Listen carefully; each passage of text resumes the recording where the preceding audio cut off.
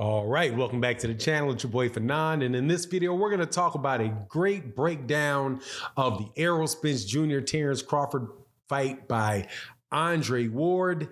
Does not pick a winner as usual, but gives some very clear advice to both fighters about what they need to worry about. Let's talk about that in this video.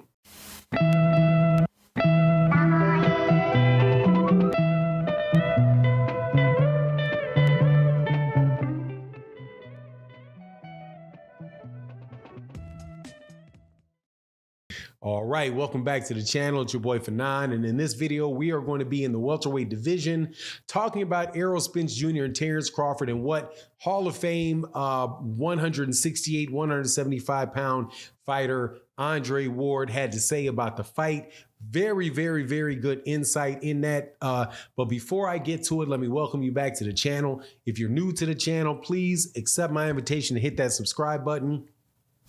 Hit that bell icon so you can be notified when you release more videos. Also, if you are a longtime subscriber and supporter, thank you very much for your support. Definitely hit that like button, share the video. There is a new way to support in the channel, which is a called Super Thanks. It's a little heart down there by the comment section.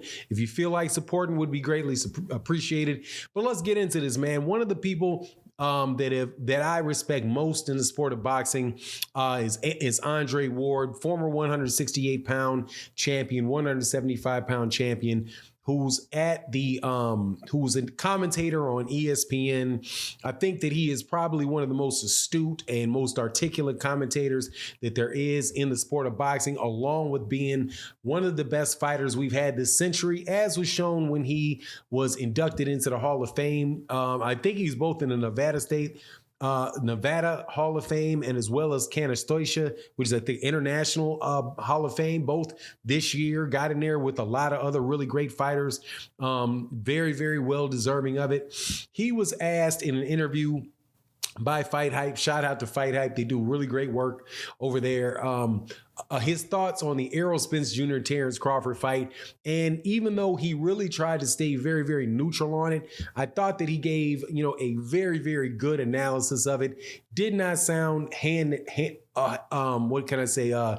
He doesn't sound heavy-handed one way or the other, paid respect to both fighters, and was very clear in what each fighter needed to worry about with the other fighter.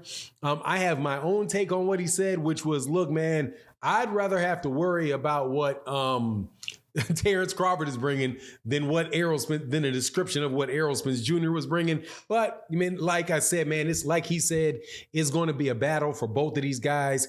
And both of them are going to have to really dig down and deal with stuff that they've never seen before. So just to break down what he said, basically, he's like, look, both of these guys are excellent fighters. Both of them most definitely the best guys in that division, two of the best guys in boxing. Did leave Jaron Ennis out of that consideration, but for the sake of the conversation, he can be forgiven for that. But he says, look, these are two of the best fighters. And, when people are breaking down the fight and talking about the fight, I've been saying this, man. Gosh, man, I'm glad he said this. That when you say, okay, who is this guy fought? Who is that guy fought? You're looking at their resumes and all of that stuff and trying to, pick apart, this guy didn't, this is wrong with what every one of the guys that Terence Crawford fought. This is wrong with every guy that Errol Spence Jr. fought. I just have never really thought that was the best way to look at it, because like Andre Ward said, neither one of these guys have fought anybody that fights like or is really the caliber of the fighters that they would be fighting if they face each other. Errol Spence Jr. has had some really great wins with against Yordenis Ugas. Specifically, Andre Ward talked about that fight with Yordenis Ugas. I said, man, that was a masterful performance.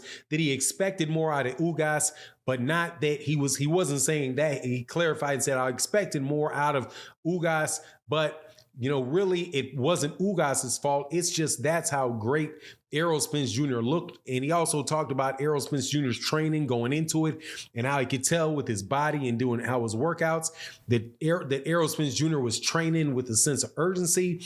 And, it really showed in that Yordenis Ugas part. And then he breaks down, what each fighter needed to worry about. And the thing with Terence Crawford was that he's pretty much said, look, Errol Spence Jr., I want to see how Errol Spence Jr. is going to be able to deal with the length of Terence Crawford. And he described a story where he's like, look, Terence Crawford, I was playing around with Terence Crawford, throwing shots at Terence Crawford. And he said Terence Crawford almost caught him with a shot that he didn't think was going to get close to him. And he was like, hey, man, how did you get that shot that close to you? And he said, look, man, this dude's got a very, very long arms. For a welterweight, he's got extremely long arms, right? And that is no little thing. That to be able to have that amount of reach and be able to touch people from further outside is an important thing. And as far as what he said about Errol Spence Jr., he's like, look, man, and this is where Andre Ward has a lot of expertise in this area. He said, look, Errol Spence Jr., he also back up a little bit with Terence Crawford said, look, he can fight from the inside. He can fight from the outside. Basically talked about how well-rounded Terence Crawford was as a fighter and wanted to see what Errol Spence Jr. could do with somebody that could do all of those things, while at the same time admitting that Errol Spence Jr. can also do a lot of those things. He focused on, Errol Spence Jr.'s power and the fact that Errol Spence Jr. is a southpaw, and he wants to see how Terence Crawford deals with Errol Spence Jr. being a southpaw, and also, and I think most importantly, the body attack from Errol Spence Jr.